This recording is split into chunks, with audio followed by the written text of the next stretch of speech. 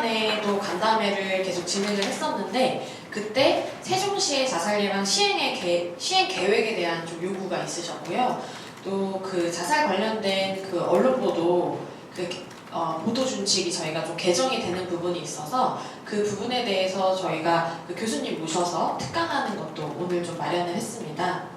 그래서 편안하게 뭔가 딱딱한 자리는 아니니까요. 편안하게 뭐 질의 주실 거 있으시면 언제든지 주시고, 그리고 여기 오신 우리 언론인 분들의 어떤 뭐 기사 하나하나가 또 우리 세종시 시민 분들에게도 많은 영향을 미치기 때문에 그 부분에 대해서도 우리가 함께 고민해보고 이야기 나눌 수 있는 시간을 가지면 좋을 것 같습니다. 네, 저희 광역정신건강복지센터가 2022년에 개소를 해서 지금 이제 계속 달려가고 있는데요. 앞으로도 많은 관심과 응원 부탁드리겠습니다. 오늘 이 시간에는 자살 보도의 영향과 언론인의 역할에 대해 이야기를 나누고자 합니다. 사실 자살 보도는 단순한 뉴스가 아닙니다. 보도 방식에 따라 자살률이 증가할 수도 예방할 수도 있는 굉장한 중요한 문제이기도 한데요. 금일 진행된 특강과 함께 책임 있는 보도의 방향성을 함께 고민하는 시간이 되었으면 좋겠습니다. 자살사건 보도 대응 체계 구축 사업은 자살 예방 및 생명 존중 문화 조성을 위한 법률과 제5차 자살 예방 기본 계획에 근거하여 이루어지고 있습니다. 연구에 따르면 유명인 자살을 보도한 후에 일반인의 자살 가능성이 평균 14.3배가 증가한다고 합니다. 베르테르 효과라고 아마 들어들 보셨을 것 같은데요. 특정 인물의 자살이 보도된 이후에 유사한 사례가 연이어 발생하는 현상을 말합니다. 반면에 자살을 극복한 사례를 보도를 하면 자살 예방 효과가 나타나는 파파게노 효과도 있는데요. 즉 보도 방식에 따라서 자살률이 증가할 수도 감소할 수도 있다는 것입니다. 세종시의 경우 2023년 한 해에 그 자살 보도가 전년 대비 202% 증가를 하였습니다. 물론 여러 가지 좀 정치적 이슈도 있어서 아마 급증한 것으로 보고 있는데요. 이에 반해서 정정 요청이 반영된 사례는 단 한 건도 없습니다. 즉 잘못된 자살 보도가 있어도 수정되지 않는 게 대부분이라는 의미입니다. 따라서 저희 세종광역정신건강복지센터에서는 지역 내 언론 매체 및 기자분들과 협조 체계를 통해 자살 예방 보도 준칙을 홍보하고 관내의 자살 언론 보도의 부정적 영향을 최소화하고자 지속적으로 노력하고자 합니다. 네, 다음으로는 25년 자살 예방 시행 계획에 대해 안내드리도록 하겠습니다.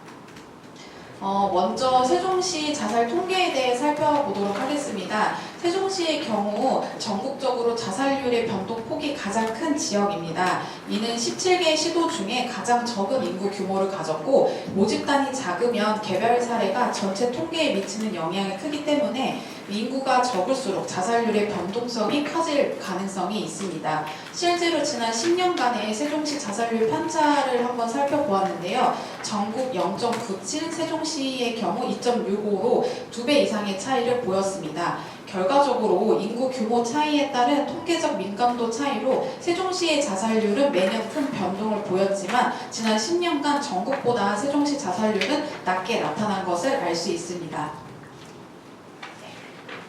다음은 성별 자살률입니다. 전국과 세종시 모두 남성 자살률이 여성의 자살률보다 높은 것을 알 수 있는데요. 전국 남성 자살률은 매년 여성의 자살률보다 약 2배 정도 전후로 높게 나타나지만 세종시의 경우 2019년과 20년, 23년에 남성과 여성 자살률에 큰 차이를 보이지 않았고 또한 세종시 남성 자살률의 경우 전국 대비 낮은 수치를 보였지만 여성 자살률은 전국과 대비해서 비슷하거나 높게 나타나는 연도도 있었습니다. 23년 전국의 남성과 여성 자살률은 모두 증가하였으나 세종시의 경우 남성 자살률은 전년 대비 32.2%가 감소하였고 여성의 자살률은 41.9%가 증가한 모습을 확인할 수 있었습니다. 다음은 연령대별 자살률입니다. 전국의 경우 연령대가 높을수록 자살률이 높았으며 특히 70대와 80세 이상의 자살률이 증가하고 있는 현상을 확인할 수 있었습니다. 세종시 또한 노년층 자살률이 굉장히 높게 나타나고 있는데요. 21년과 22년에는 80세 이상의 높은 자살률을 기록하고 있으나 23년에는 80세 이상의 자살률이 급감하고 70대 자살률이 높아지는 것을 확인할 수 있었습니다. 또한 세종시의 30대와 40대의 자살률은 전국 대비 낮은 수치이나 이외의 연령층에서도 큰 변동폭을 보이거나 비슷한 수준을 보이고 있습니다. 정리를 한번 해보면 세종시의 경우 22년 대비 23년도에 10대의 자살률은 감소했지만 여전히 전국 대비 높은 점과 23년 70대의 자살률이 증가한 점을 주목해야 할 부분이기도 합니다. 네, 지금까지 살펴본 세종시 통계를 근거하여 25년도 집중관리 대상으로는 10대와 중장년층, 초기 노년층 자살 유족으로 설정하였습니다.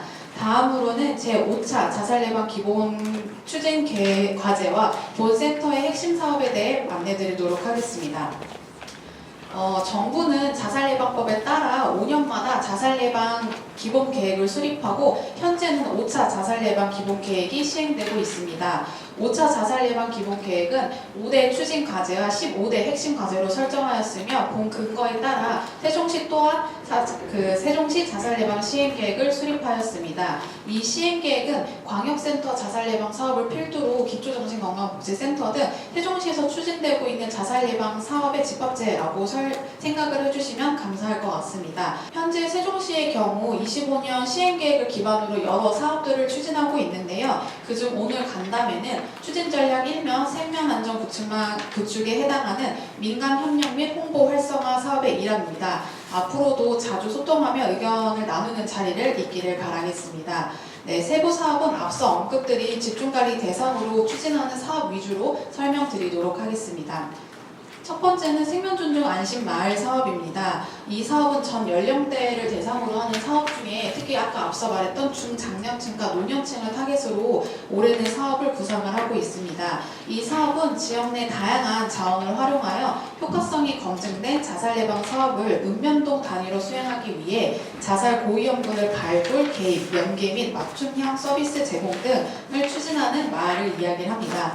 이 사업의 핵심은 지역 내에 보건, 의료, 교육, 복지, 지역사회, 공공기관 등 총 5개의 영역과 참여기관이 주체적으로 자살 예방 활동에 참여하도록 유도하는 것입니다. 24년도부터 저희가 이 사업을 진행을 했고 24년도에는 조치원 등 1개의 읍으로 시작을 해서 25년도에는 연서면, 도담동, 종촌동, 나성동을 확대하여 총 5개 마을을 운영할 계획에 있습니다. 향후 27년까지 모든 읍면동에 생명존중 안심마을 조성을 할 계획이며 참여 읍면동 같은 경우에는 저희가 모집 공고를 낸 후에 인구 규모라든지 자살률 변화 추이, 참여기관의 협조 등 다양한 요인을 고려하여 순차적으로 지정하고 있습니다. 광역센터에서는 이 생명존중 안심마을 조성을 위해서 자살 데이터 자료를 분석을 지원을 하고 영역별 기관 협력체계 조성 및 운영기관 모니터링과 컨설팅을 지원하고 있습니다. 네, 두 번째 사업으로는 생명존중 문화사업 확산입니다.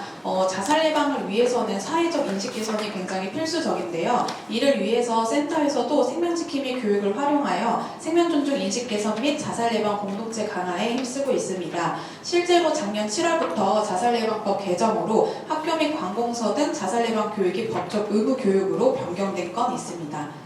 네, 또한 자살 예방 홍보 및 캠페인을 대대적으로 실시하여 지역사회 내 생명존중 문화 확산을 하고 있는데요. 특히 광역센터에서는 작년부터 자살 예방팀 홈페이지를 오픈하여 세종 시민이면 누구나 자살과 관련된 통계라든지 자살에 대한 정보 등을 제공하고 있으니 많은 관심 부탁드리도록 하겠습니다.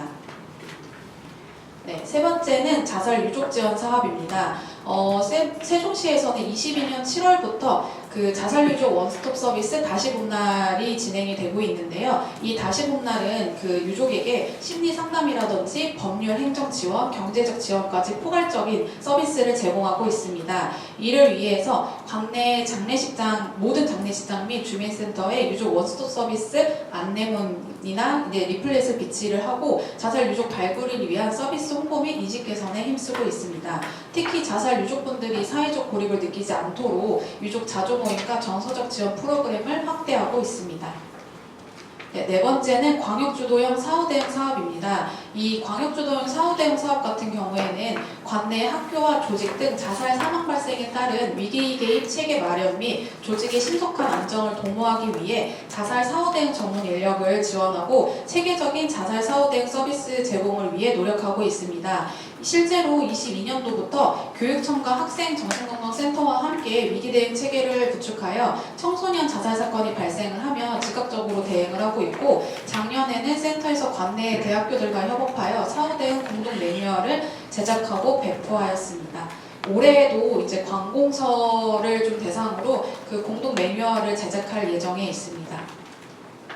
네, 마지막으로 지역사회 맞춤형 자살 예방 사업입니다. 세종시는 앞서 설명드린 것처럼 자살률 변동폭이 굉장히 큰 지역이기 때문에 지역 특성에 맞는 맞춤형 사업이 굉장히 필요한 실정입니다. 이를 위해서 센터에서는 세종시 관련되어 있는 자살 예방 통계 자료들을 취합하고 2025년도에는 세종시 자살 통계 연보를 발간할 예정에 있습니다. 또한 세종시 특성에 맞는 자살 연구를 수행하고자 올해는 세종 사회서비스원과 함께 공동 연구를 기획하고 있고, 자살 유족으로 대상으로 하는 심리부검 면담을 통해 사업근거를 마련하고자 노력하고 있습니다. 앞서 설명드린 사업들이 원활하게 추진을 하려면 언론과의 협력사항이 매우 중요합니다. 이에 관련되어 제언사항을 말씀드리고 마무리하도록 하겠습니다. 네, 우리나라는 자살 예방 보도 준칙 4.0이라는 매뉴얼이 있습니다. 이 매뉴얼을 잘 지키면 베르테르 효과를 줄이고 파파게노 효과를 극대화할 수 있습니다. 자료 5페이지를 보시면 4가지 원칙을 확인하실 수 있습니다. 따라서 관련된 2가지 제언을 드리고자 합니다. 첫 번째로 자살 예방 보도 준칙 4.0 매뉴얼을 준수하여 언론 보도에서 생명 존중 문화를 확산하는 데 기여해 주시길 부탁드리도록 하겠습니다. 두 번째로 지속적인 협력체계 구축을 통해 지역사회 내 자살 예방을 위한 공동 대응 체계를 함께 마련해 나갈 것을 부탁드리도록 하겠습니다. 자살 예방은 사실 어떠한 특정 기관이나 개인이 혼자 할 수 있는 일은 아닙니다. 특히 언론의 역할이 무엇보다 중요한 만큼 앞으로도 많은 관심과 협조 부탁드리도록 하겠습니다. 이게 한 1년 정도 걸렸고요. 그래서 1년 동안 정말 문구 하나하나 다 막 한 수십 명 같이 모여가지고 그 한국생명존중 희망재단 시청 앞에 있는 그 빌딩에서 다 이게 진짜 문구 하나하나 다듬어가지고 이제 만든 겁니다. 그래서 그 기억나시는지 잘 모르겠습니다만 2.0이 9개였죠. 9개였어요. 그리고 3.0이 그 9개가 4개가 빠지고 5개로 줄었다가 그러면서 요번에 이제 4개로 더 줄었습니다. 이게 다 기자님들한테 그 어찌 보면 권고 기준이라는 게 페널티가 아니잖아요. 그러니까 협업해서 같이 하자라고 해서 계속해서 뭐랄까 요청을 하고 그다음에 피드백도 받고 그러면서 이게 다듬어지지 않았나라는 생각이 좀 듭니다. 그래서 결국은 4개 놓고 최소한 요거는 한번 지킵시다라고 이제 얘기를 해서 이제 저희들이 만든 거고요. 그리고 당연히 전문 들어가고 그다음에 밑에 하부 내용도 있습니다만 사실 요거 4개도 중요하지만 그 밑에 있는 어떤 뭐 블로그 사회관계망 서비스, SNS, 뭐 1인 미디어에서도 엄격히 준수되어야 한다. 어찌 보면 이게 훨씬 더 중요할 겁니다. 사실 여기 지금 세미나에 있는데 여기 와 계신 분들이 언론인들이 이런 거 뭐 어기시겠습니까? 안 어기시잖아요. 그래서 사실은 모든 게 다 그렇습니다만은 현장에 없는 인간들이 문제인 겁니다.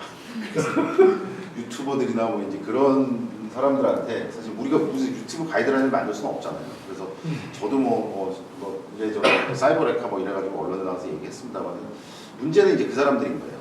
뭐 쉽게 말씀드리면 여러분 다 아시겠지만 유튜브 방송 봤어 그러는데 방송법에 절촉을 받지 않죠, 그 사람들. 그리고 정보통신망법에도 허위 불법이라 그러는데 불법에 더 방점을 두고 있는 게 우리나라 현실입니다. 그러니까 그 얘기는 뭐냐면 지금 대한민국 유튜버들은 사이버 레카가 됐든 아니면 뭐 이쪽이든 저쪽이든 정치 유튜버들 같은 경우에는 사실 뭐 기성 언론을 비판하면서 자기들이 나왔다고 하지만 저는 못 믿겠습니다. 그게 아니라 그냥 본인들 돈벌이하러 나온 거고, 그리고 법이 없으니까 당연히 괴물이 나온다고 생각하고 어쨌든 그런 사안이라고 저는 생각합니다. 그러니까 이거는 사실은 기존에 너무너무 언론인들이 잘 지켜줬죠. 심지어 자살이란 말 쓰지 말라고 했더니 극단적 선택이란 말을 본인들이 만들어서 이렇게 할 정도로 했잖아요. 그러니까 그거는 굉장히 언론인들의 선이었죠. 어쨌든 그런 사안에서 좀 이렇게 만들어져 와서 회의 시간에는 그런 얘기들이 많이 있었습니다. 사실 여기 앉아있는 사람들은 다 잘못 없다.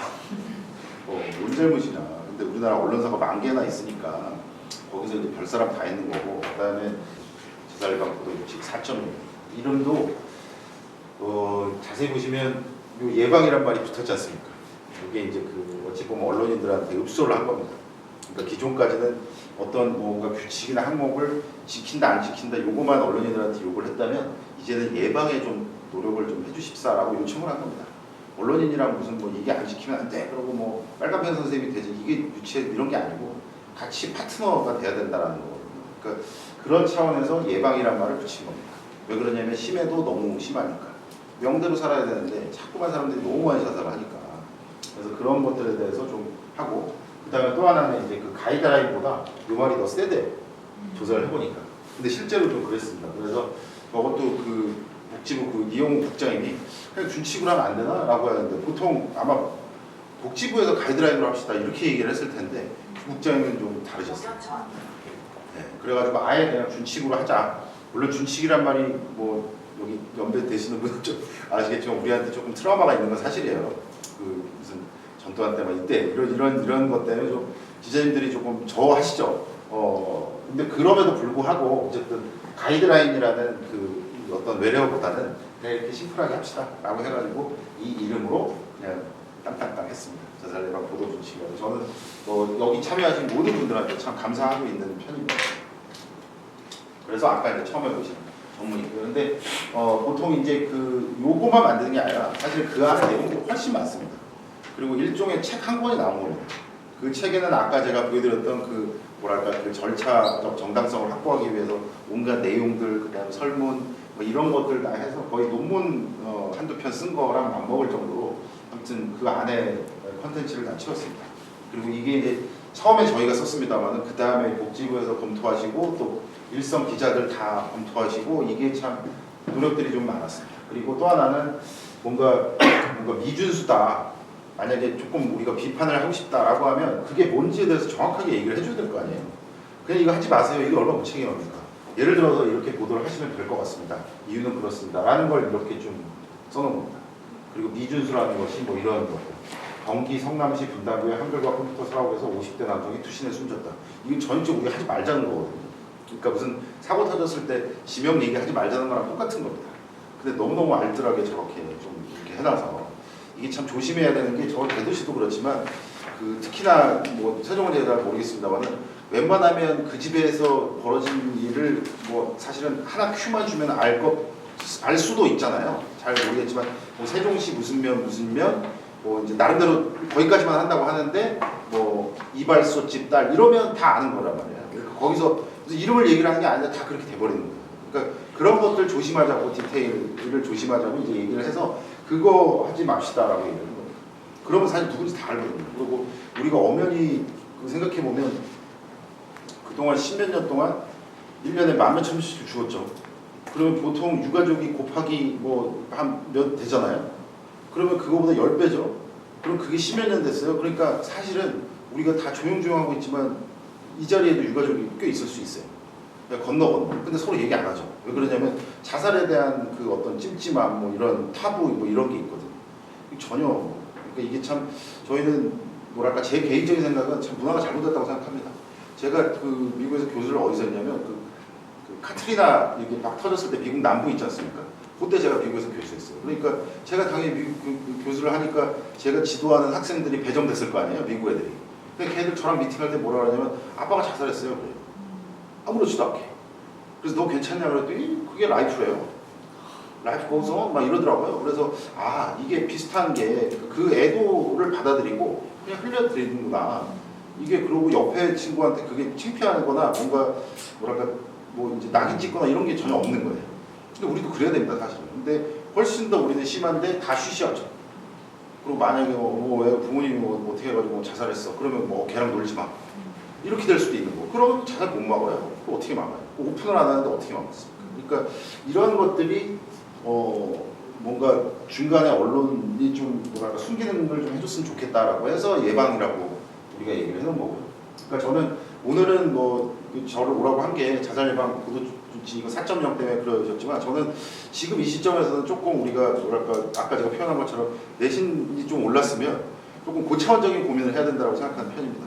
그러니까 지키고 안 지키고 뭐 이런 거보다는 언론이 진짜 중요한 역할들을 해주셔야 되거든요.